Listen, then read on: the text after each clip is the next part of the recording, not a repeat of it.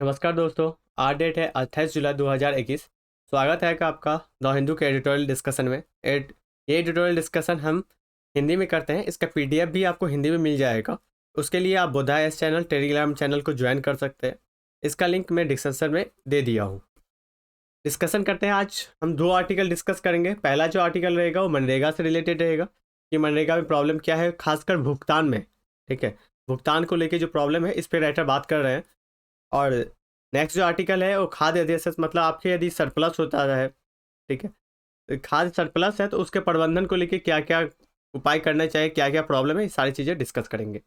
पहला article discuss करते हैं। ये मनरेगा से संबंधित है। इसको आप जीएस पेपर 2 के शासन से लिंक कर सकते हैं। संदर्भ क्या है? संदर्भ ये है कि पहली महामारी जब आई थी कोरोना, ठीक है, कोविड, तो क्या हुआ था कि जो मजदूर थे वो शहर छोड़ के गांव की तरफ लौट गए थे। तो गांव की तरफ जो जब वो लौटे तो उनकी आजीविका चलाने के लिए सबसे बड़ा टूल, एक जो सबसे बड़ा हथियार था सरकार के पास, वो था मनरेगा। उन्होंने मनरेगा के तहत उनको काम देना स्टार्ट किया। और गांव लेवल पे पहली लहर में गाँवों में उतनी ज़्यादा कोविड फैली नहीं थी। तो जब वहाँ पे फैली नहीं थी तो बाकी का जो काम था मनरेगा के तहत चल रहा था, प्रक्रिया चल रही थी। लेकिन एक सुरक्षा कवच माना जाता है। लेकिन इसमें ये था कि कामकाज का लेके जो पर्याप्त आवंटन किया जाता है, बजट का जो आवंटन किया जाता है, विश्वास को लेके जो किया जाता है, विश्वसनीय भुगतान प्रणाली, मजदूरी, इसमें थोड़ी सी आसानी पे निर्भरता रहती है। इसमें थोड़ी सी प्रॉब्लम बताया जाता है। पहले हम बेसिक बात करते हैं कि मनरेगा क्या है। देखिए, मनरेगा का पूरा नाम है महात्मा गांधी राष्ट्रीय ग्रामीण रोजगार गारंटी अधिनियम, मतलब रोजगार गारंटी योजना अधिनियम। ठीक है, ये योजना जो बनाया गया था इसका ये है एक रोजगार प्रदान करने के लिए, ग्रामीण स्तर पे रोजगार प्रदान करने के लिए ये योजना चलाया गया है। इसको लागू जब किया गया था वो 7 सितंबर 2015 को इसके अध्यादेश के तहत लाया गया था। ठीक है, अधिनियम के तहत ये योजना प्रत्येक वित्तीय को प्रत्येक ग्रामीण जो परिवार है, ठीक है, उस परिवार के जो वयस्क सदस्य है उस सदस्य को 1 साल में, एक वित्त वर्ष में 100 दिन तक का काम करने का प्रावधान है। ठीक है, 100 दिन तक कार्य देने का, रोजगार देने का प्रावधान किया गया है। इसके बात की जाती है इस आर्टिकल में कि इसमें जो भुगतान होता है, ठीक है, भुगतान मतलब पेमेंट। जब उन्होंने काम कर लिया तो आपको पेमेंट देना है। तो पेमेंट देने में जो समस्या आ रही है, पेमेंट प्रणाली की बात की जा रही है। अधिनियम में के तहत ये कहा गया था कि श्रमिक जब अपना काम पूरा कर लेते हैं, पूरा करने के बाद उनको 15 दिन के भीतर उनकी मजदूरी आपको दे देना चाहिए। आपको देने का प्रावधान किया गया है। यदि आप मजदूरी नहीं देते हैं तो उसके लिए आपको मुआवजा देना पड़ेगा। सरकार के द्वारा इस कानून के तहत ये लिखा गया था कि 15 दिन के अंदर आपको मजदूरी देना है। यदि आप मजदूरी नहीं देते 15 दिन के अंदर तो आपको मुआवजा राशि देना पड़ेगा। इसके भुगतान जो प्रणाली है, इस प्रणाली को 2 चरण में बांट के देखा जाता है। पहला चरण ये है कि इसमें राज्य के जो उत्तरदायित्व है काम करने के लिए, जो पंचायत में आप जब जैसे देखेंगे या ब्लॉक में जो अधिकारी है ये पहले काम का विवरण लेंगे, ठीक है, डिटेल लेंगे। उस डिटेल को ये ट्रांसफ़र करते हैं, भेजते हैं। ये फंड ट्रांसफ़र ऑर्डर, ठीक है, एफटीओ करते हैं, डिजिटल रूप से भारत सरकार को भेजते हैं। फिर भारत सरकार इस पर प्रोसेस देखती है। प्रोसेस देखने के बाद, वेरिफिकेशन करने के बाद ये फिर इनको भेज देता है जो श्रमिक है उनके बैंक अकाउंट में। राइट। दूसरा चरण है कि भारत सरकार जो भेजा जाता है एफटीओ को संसाधित करके और उनको मजदूरों को सीधा खाते में ट्रांसफर हस्तांतरित कर दिया जाता है। इसकी जो प्रक्रिया होती है इसमें यही बताया गया था कि पहला चरण है उसमें 8 दिन का समय लगना चाहिए और दूसरा जो चरण है वो 7 दिन के, 1 दिन के बाद, ठीक है, 7 दिन का समय के भीतर किया जाना चाहिए। ये बात की जाती है कि इतना दिन, तो देखिए जैसे 8 दिन, इधर 7 दिन, तो टोटल मिला के बताया जाता है कि 15 दिन के भीतर आपको मजदूरी पेश कर देनी चाहिए। लेकिन इसके अंदर प्रॉब्लम क्या है, इशू क्या है? प्रॉब्लम ये है कि भुगतान संतुलन के अंदर कुछ इशू है, कुछ मुद्दे हैं। ये है कि प्रोसेस और पेमेंट में बहुत डिले होता है। ठीक है, जो प्रोसेस होती है और पेमेंट होती है, 15 दिन का टाइमलाइन दिया गया है, लेकिन ये 15 दिन का टाइमलाइन नहीं लगता है। ओके, इससे ज़्यादा लगता है ये टाइमलाइन से। भारत सरकार में लेन देन से औसतन दिन 26 दिन लग जाता है। 15 दिन के प्रावधान को औसतन, मतलब इससे ज़्यादा भी लगता है, लेकिन एक औसत मान के चलते कि 26 दिन तो लगता ही लगता है। ठीक है, साथ में जब अप्रैल और 2021 में, अप्रैल से लेकर जून के बीच में, लेन देन के बीच में 26% ऐसा था जो समय के भीतर इसका जमा कर दिया गया था, लेकिन 26% के सिवा बाकी पेंडिंग रहा, जो टाइमलाइन के अनुसार समय के अनुसार इसको नहीं किया गया। दूसरा, इसके तहत कोर्ट ने कुछ आदेश दिए थे। सुप्रीम कोर्ट ने जजमेंट दिया था, आदेश दिया था 2018 में। इन्होंने कोर्ट ने कहा था कि यदि भारत सरकार यदि श्रमिकों को उनका मजदूरी देने में लेट होता है, उनसे 15 दिन का समय नहीं पूरा कर पाते उसके बीच में, तो उनको मुआवजा राशि देना चाहिए। यदि वो नहीं देते हैं तो उनके लिए उन्होंने आदेश दिया था कि उन पर फटकार लगाई थी कि आपको देना है। लेकिन क्या इससे स्थिति सुधरी? क्या सुप्रीम कोर्ट जब ये फैसला दिए इससे भी स्थिति सुधरा? नहीं, इससे स्थिति नहीं सुधरा। जैसे भारत सरकार की नियम चल रही थी उसी नियम से आदेश का बता सकते हैं, न्यायपालिका का, न्यायालय का आदेशों का भी उल्लंघन किया गया। ये प्रक्रिया पूरा नहीं हो पाई। उसके बाद जब वर्ष का जो शुरुआत होता है, ठीक है, वित्तीय वर्ष का जो शुरुआत होता है, उस समय तो ये डिले और सबसे ज़्यादा होती है। ये जो देरी होती है ना, इसकी दर और सबसे ज़्यादा हो जाती है। अगला है कि डिजिटल प्रणाली आने के बाद भी बावजूद भी इसमें विलंब होता है। हम ये बताते हैं कि डिजिटल यदि प्रणाली आएगी तो इसमें हम स्मूथली ट्रांसफ़र कर देंगे, टाइम नहीं लगेगा। लेकिन आपने प्रणाली तो डेवलप कर लिया, लेकिन प्रणाली डेवलप करने के बाद भी आप अभी तक कंप्लीट नहीं कर पाते हैं, जबकि हमारे पास क्षमता है कि हम इसको कंप्लीट कर सकते हैं। आरबीआई के जो भी डाटा है 2021 ईवे में, आपको ये डाटा नहीं देखना है, लेकिन आप ये समझिए कि हमारे पास इतनी क्षमता है कि डिजिटल रूप से हम ट्रांसफ़र उनको कर सकते हैं टाइमलाइन के अंदर। उसके बाद यदि विलंब होता है उसके लिए कोई जिम्मेवार नहीं है। आप ये बताएंगे ना कि यदि विलंब हो गया, प्रक्रिया विलंब हो गई, पैसा नहीं मिलेगा, तो आप कहाँ जाएंगे? कहीं नहीं। कोई उत्तरदायित्व नहीं है यहाँ पे, जवाबदेही नहीं है कि कोई जवाब देगा कि हाँ ये प्रक्रिया में विलंब हो गई। इसके लेके जो मिनिस्ट्री इन्फॉर्मेशन रिपोर्ट है उसमें बताया गया कि इसमें कोई हिसाब विहीन है, इसमें कोई हिसाब नहीं, क्या डिले हुआ, क्या लेट हुआ, इसमें विलंब हुआ, उसमें कोई भी क्या नहीं है। उसके बाद जब ये फीडबैक की कमी है, फीडबैक मीन्स ये होती है कि ये जो भुगतान प्रणाली है ये 2012 से चालू है ये प्रणाली, लेकिन क्या इस प्रणाली के तहत जो भुगतान किया जाता है श्रमिकों को, क्या श्रमिक से उनके फीडबैक लिया जाता है? क्या आपको टाइम पे आया? क्या आपको कितना दिन लगा? कि प्रक्रिया में क्या क्या प्रॉब्लम आई? तो ये सारे फीडबैक आपको पास रहना चाहिए फीडबैक लेने के लिए, लेकिन यहाँ पे कोई फीडबैक नहीं लिया जाता है। राइट।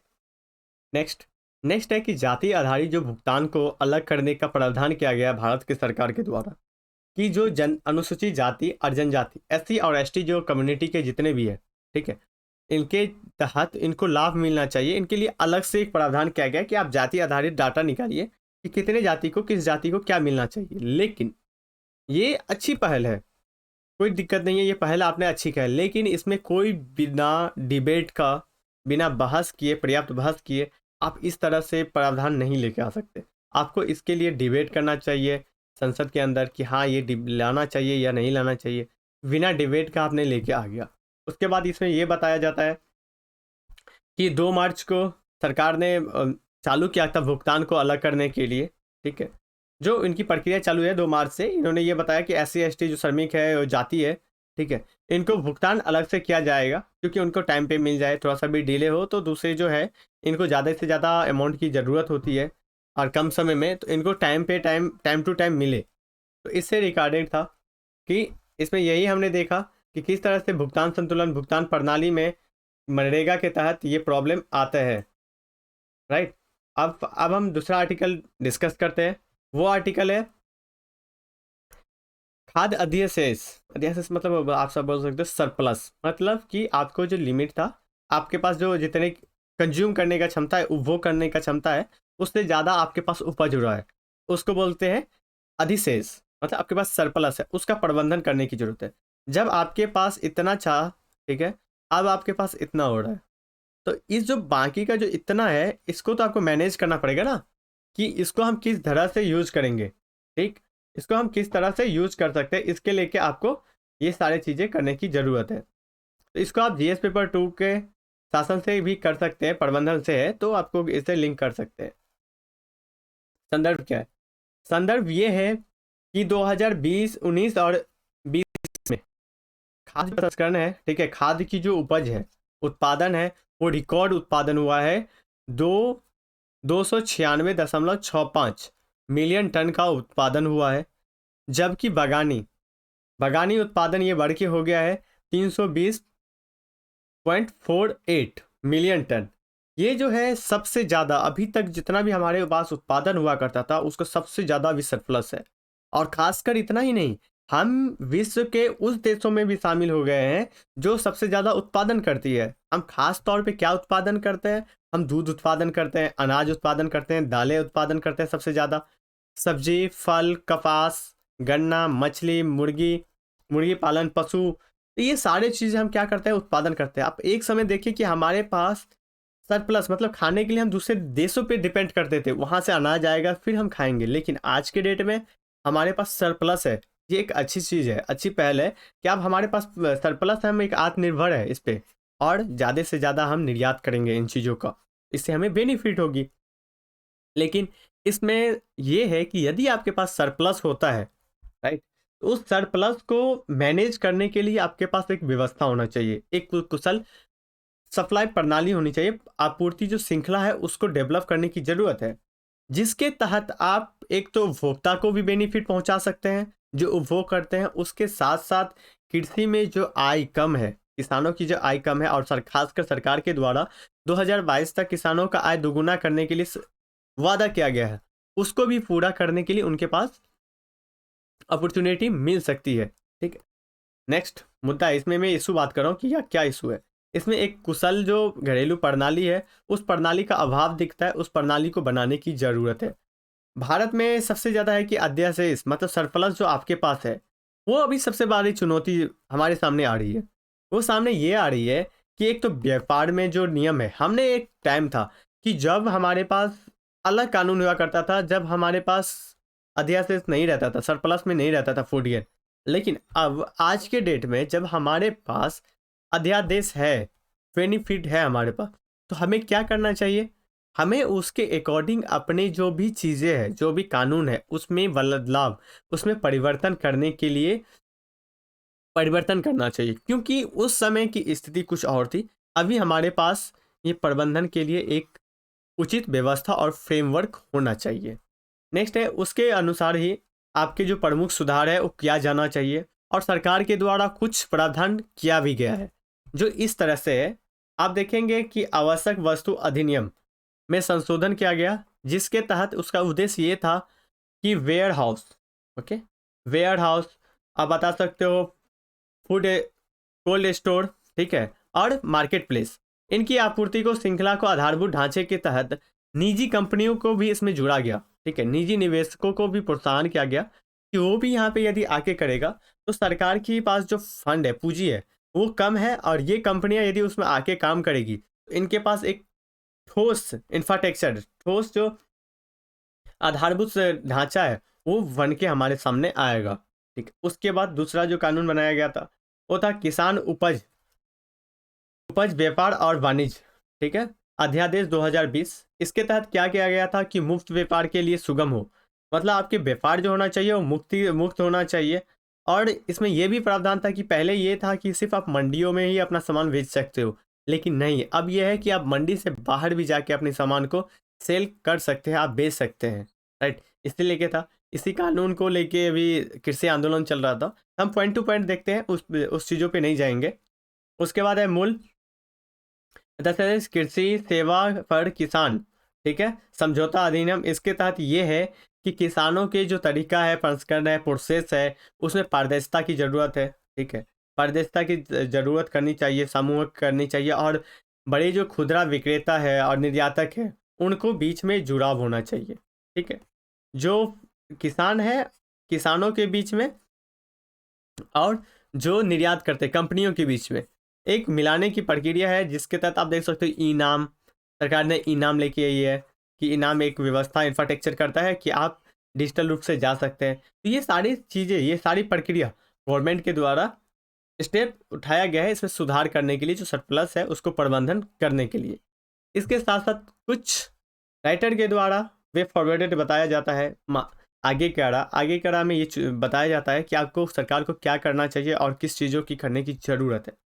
एक तो सक्षम विधायी ढांचे के साथ साथ अनुशासन अनुशासन की जानी चाहिए, जिस पे ध्यान रखना केंद्रित करने की जरूरत है। एक सक्षम विधायी ढांचा होना चाहिए और एक अनुशंसा अनुशंसा करने की ज़रूरत है, राइट। उसके बाद है व्यापार की नीति। जो आपकी पहले नीति थी उसमें आप बदलाव करें, अब आप निर्यात पे ज़्यादा से ज़्यादा प्रोत्साहन दें, ठीक है। और कानूनों में जो पूरक सुधार है उस सुधार को स्टेप बाय स्टेप इसको उठा के और उसको इम्प्लीमेंट, खास तरह से ये कानून बनाने से नहीं होता है, उसको इम्प्लीमेंट करने की ज़रूरत है। उसके बाद है कि फसल में विविधता आना चाहिए। ये नहीं कि एक ही पैटर्न पूरे देश में अपनाया जा रहा है, ऐसा नहीं होना चाहिए। फसल में विविधता आना चाहिए और वैसे फसल को ज़्यादा प्रोत्साहन देना चाहिए, ज़्यादा बढ़ावा देने की ज़रूरत है जिस फसल के अंदर जल की कमी हो, जल का कम उपयोग किया जाए, वो फसल जल की कम उपयोग से भी हो जाए, उसको भी प्रोत्साहन किया जाना चाहिए। खासकर ये हरियाणा गवर्नमेंट ने इसके लिए स्टेप भी उठाया था, राइट। नेक्स्ट जो पॉइंट है वो है कि खाद्य प्रसंस्करण को बढ़ावा देना, कृषि क्षेत्रों में सार्वजनिक और निजी पूंजी का निर्माण करना। इसमें यह है कि PPE model, public public private partnership. तो इसमें आपको पब्लिक से भी कंपनी जो फंड है निजी फंड है उसका भी, सरकार का भी फंड है, साथ में मिलके इसका जो आधारभूत संरचना है उसको मिलके डेवलप करने की ज़रूरत है। तो आज हमने डिस्कस किया इस आर्टिकल में कि किस तरह से जो सरप्लस है उसका प्रबंधन सही ढंग से करना चाहिए और सरकार क्या कर रही है और आगे क्या करना चाहिए, यहाँ से आप कर सकते हैं। तो आज के लिए, आज के डिस्कशन में इतना ही। आप बुद्धा इस चैनल को ज्वाइन कर लीजिए, यहाँ पे सब्सक्राइब कर दीजिएगा और खासकर मैं बताऊंगा कि टेलीग्राम चैनल ज्वाइन कर लीजिए, जहाँ पे हम डेली का जो इंपॉर्टेंट करंट अफेयर है, ठीक है, वो भी अपलोड कर देते हैं शाम को 6 बजे के आसपास। तो ये आप ज्वाइन कर लेंगे तो ये यहाँ से आपको बेनिफिट होगा। आज के लिए इतना ही। Thank you so much.